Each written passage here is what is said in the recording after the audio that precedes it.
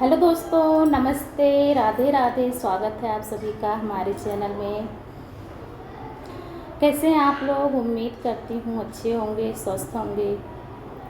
और दोस्तों, हमारे चैनल को सब्सक्राइब ज़रूर कर दीजिएगा। बहुत ही उम्मीद के साथ बैठी हूँ, मुझे लगता है कि आप लोग सब्सक्राइब ज़रूर करेंगे। और आज मैं आप लोगों को एक प्यारा सा गाना सुनाऊँगी।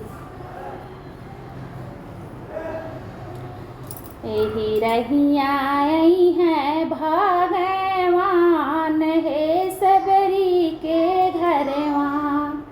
एही रहिया आई है भगवान, हे सबरी के घरवा। काटा काटवार सबरी हाथ से बहारेली। ई काटा काटवार सबरी हाथ से बहारेली। एही रहिया आई है भगवान, हे सबरी के घरवा। एही रहिया आई है भगवान, हे सबरी के घरवा। पुष्प कमल से सबरी रहिया सजावेली। ई पुष्प कमल से सबरी रहिया सजावेली।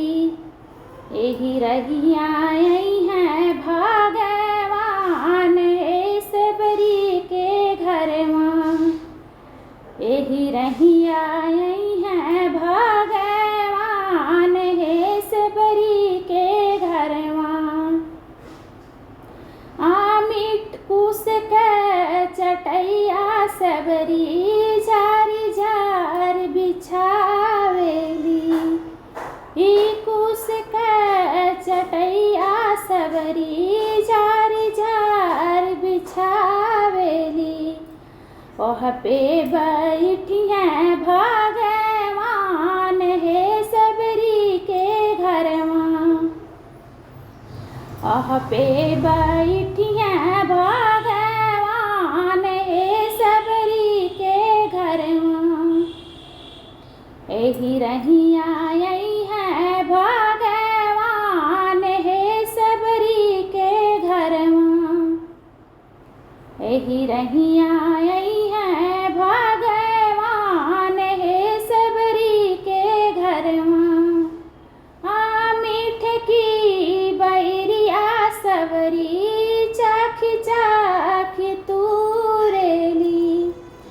ई मीठ की बैरिया सबरी चाख चाख तूरेली। जूठा बेर खैले भगवान, हे सबरी के घरवा।